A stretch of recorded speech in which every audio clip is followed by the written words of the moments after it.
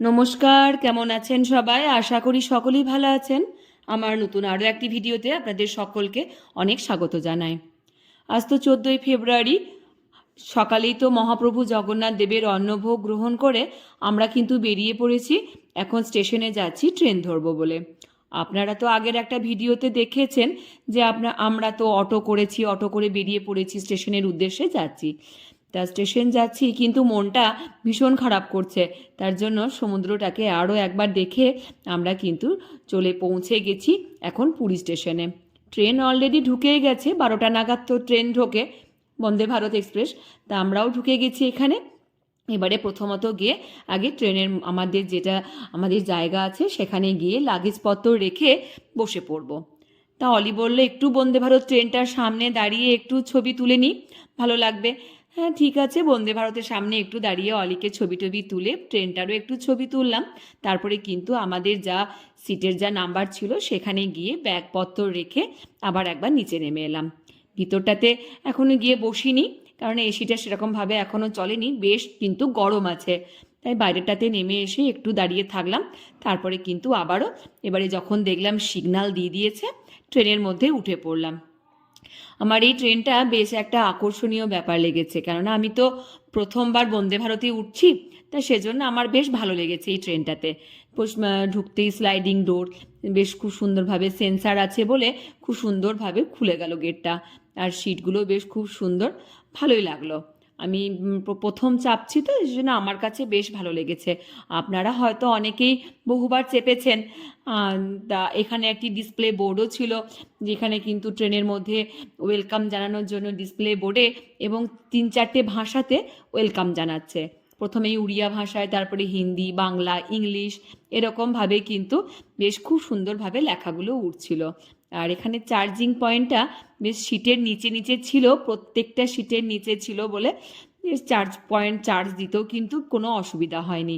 আর এখানে 3টে সিটের জায়গায় 3টেই বেশ প্লাগ পয়েন্ট আছে, 2টো সিটের জায়গায় 2টো প্লাগ পয়েন্ট আছে। এগুলো বেশ খুব ভালো লাগছিল। ট্রেনে ওঠা মাত্রই প্রথমেই একটি করে বোতল, মানে জল খাবার জন্য বোতল, আর একটি করে পেপার দিয়ে গেছিলো।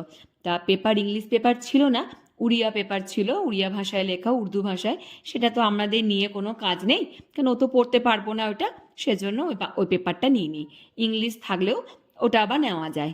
তা ট্রেন তো অলরেডি চলতেই শুরু করে দিয়েছে এবং ডিসপ্লে বোর্ডে দেখাচ্ছে পরবর্তী স্টেশন কত দূরে, কত স্পিডে ট্রেনটা এখন রান করছে। খুবই ভালো লাগছিল এইসবগুলো দেখে। তারপরে কিন্তু সময় মতো আমাদের দুপুরের খাবার, যেটা আমরা আগে থেকেই টিকিট বুকিং করার সময় অর্ডার করে রেখেছিলাম, সেই খাবারটি কিন্তু আমাদেরকে দিয়ে গেল। আমরা ননভেজ প্লেটই অর্ডার করেছিলাম, সেজন্য ডাল ভাত, একটু আমরা চিকেনের অর্ডার দিয়েছিলাম বলে চিকেন দিয়েছিল, ননভেজ ছিল বলে একটা সবজি, টক দই, একটা চামচ ছিল, সাথে টিস্যু পেপার ছিল, আর এই প্যাকেটটির মধ্যে 2টো পরোটা আছে। সব কিছু মিলিয়ে খাবার দাবারও কিন্তু বেশ ভালো। আর একটা আচার ছিল, কারণ অনেকে তো পরোটার সাথে আচার দিয়ে খায়, সেজন্য আচারও ছিল। 2টো পরোটা, খাবার দাবারও কিন্তু বেশ খেতে ভালো ছিল, সব কিছুই টেস্ট ভালো ছিল। তো আগে প্রথমত গোল্ডিকে খাইয়ে দিই, তারপরে আমি খাবারটা খাবো। এখানে ও তো যেহেতু ডাল তরকারি সব কিছুই ওর ঝাল লাগবে, সেজন্য আমি ওকে টক দই দিয়েই ভাতটা খাওয়াবো। ছোট ছেলে তো ঝাল টাল অত খেতে পারবে না। তা এগুলো বেশ আমার কাছে ভালো লাগছিল বলে আমি দেখলাম কি একটু ভিডিও করি, আমার যেহেতু ভালো লাগলো সেই কারণে। অনেকেই চেপেছে, অনেকেই জানে এই ব্যাপারটা, আমি হয়তো নতুন কিছু নই যে এরভাবে বলছি। তা আমার কাছে ভালো লেগেছে বলে আমি একটু বলছিলাম আর কি। তা গোল্ডিকে খাইয়ে দেওয়ার পরে আমিও কিন্তু 2টো পরোটা, একটু ডাল, চিকেন, তরকারি এসব দিয়ে খেলাম। আর একটা প্লেট ভাত আমি কিন্তু সেখান থেকেই অর্ডার করেই একদম স্পটেই নিয়ে নিয়েছিলাম। ওরা বলল যদি ভাত লাগে বা পরোটা লাগে আমাদেরকে বলবেন, আমরা কিন্তু দেব। তারপরে খাওয়া দাওয়ার পরেই দিয়ে গেল আইসক্রিম, প্রত্যেকটি জনের জন্য আইসক্রিম। তা বাচ্চারা তো আইসক্রিম দেখলে ভীষণ খুশি হয়, তা সেই মতো গোল্ডি, অলি আমরাও সকলেই আইসক্রিম খেয়েছি, বাচ্চারাদেরকেও খাইয়ে দিলাম। অলি এদিকে ভাত টাত খেয়ে নিয়ে লম্বা একটা বেশ ঘুম দিতে লেগেছে। ক্লান্ত আছে শরীর হয়তো, বা এসিটাও চলছে, ঠান্ডা ঠান্ডা ওয়েদার ভিতরটা হয়ে আছে, ঘুমটাও কিন্তু বেশ চলে এসেছে। এদিকে অলি ঘুমোচ্ছে, আমি কি করব, বাইরের পরিবেশটাই দেখছিলাম। আর গোল্ডির তো কোনো ঘুম নেই, গোল্ডি ছোটাছুটি খেলাধুলো করে বেড়াচ্ছে, ওকে চুপটি করে তো এক জায়গায় বসিয়ে রাখাই যাচ্ছে না। আর বাইরের যখন পরিবেশ দেখছি, দূরের থেকে পাহাড় দেখতে পাচ্ছি, আর আমার মনটা কিন্তু সেই পড়ে আছে সমুদ্রের ওখানেই। মনে হচ্ছে আরও যদি আর একটা দিন থাকা যেত, তাহলে বোধহয় সমুদ্রটাকে আরও একবার দেখতে পেতাম, মহাপ্রভুকেও আর একবার হয়তো দর্শন করতে পেতাম। দেখুন, গল্প করতে করতে কখন যে 4টে বেজে গেছে বুঝতে পারিনি। 4টে যেই না বেজেছে, ওরা কিন্তু আবার স্ন্যাক্সের ট্রে নিয়ে চলে এসেছে দিতে।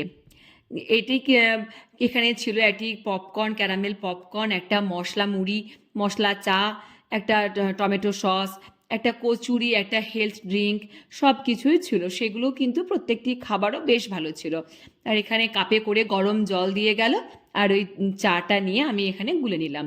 যারা লিকার চা চাইছে তাদেরকে লিকার চা দিচ্ছে, আর যাদেরকে দুধ চা চাইছে যারা, তাদেরকে দুধ চা দিচ্ছে, কিন্তু সবটাই মশলা। এই ক্যারামেল পপকর্নটা আমার কাছে মনে হয়েছিল কি একটা বেশ চকলেট পপকর্ন, চকলেটটাকে মেল্ট করে পপকর্নটা দিয়ে ভালো করে বেশ মিশিয়ে এটাকে প্যাকিং করেছে। খুব ভালো লেগেছে আমার কাছে খেতে, আর বেশ নুন নুন আছে, মিষ্টি আছে, সব কিছু ভালোই লাগছিল। দেখো, আবার কিন্তু ডিসপ্লে বোর্ডে আবারও দিয়ে দিল উড়িয়া ভাষায়, বাংলা ভাষায়, বোঝাই তখন গেল যে আমরা কিন্তু খড়গপুর এবারে ঢুকছে ট্রেন, আমাদের ট্রেন।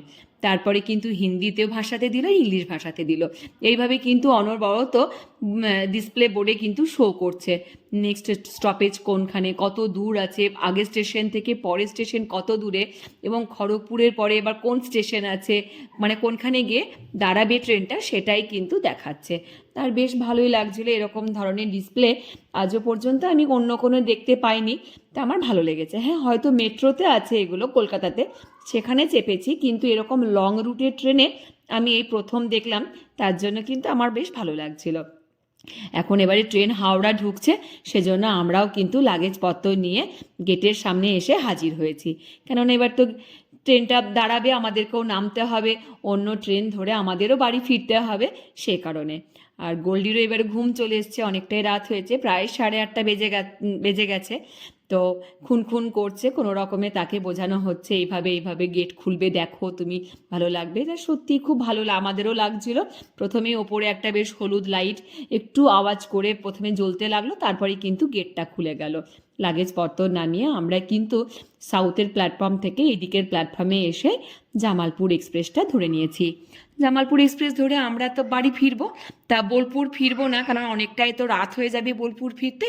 বাড়িতে যিনি শুয়েছিলেন আমাদের বাড়িতে, তাকে তো আর রাত 12টার পরে ডাকা যায় না, গেট খোলো বলে, সেজন্য আমরা বর্ধমান জংশনেই নেমে পড়লাম। বর্ধমানে আমার বড় ননদের বাড়ি, মানে দিদির বাড়ি, সেখানেই আজকে রাত্রেবেলাতে থাকবো, কালকে বাড়ি ফিরবো, পরের দিন সকালে বাড়ি ফিরবো। তো আজকে এই বর্ধমানে নেমে আমার মা বাবার সাথেও আমি কিন্তু দেখা করতে পেলাম, কেননা আমার মা বাবা যাচ্ছিল মহাকুম্ভ মেলার সঙ্গমে স্নান করতে। তা সেখানে মা বাবাকে দেখতে পেলাম বলে খুব ভালোও লাগলো। এক ট্রেন থেকে নেমি প্রথমে মা বাবা, আর তারপরে কি ওখানে ভাইয়ের জন্য আমি একটু জগন্নাথ দেবের প্রসাদ মায়ের হাতে দিয়ে বললাম তুমি এটা ভাইকে গিয়ে দিও। তো চলো আমরা এখন বাড়ি যাই, ভিডিওটা এখানেই শেষ করি।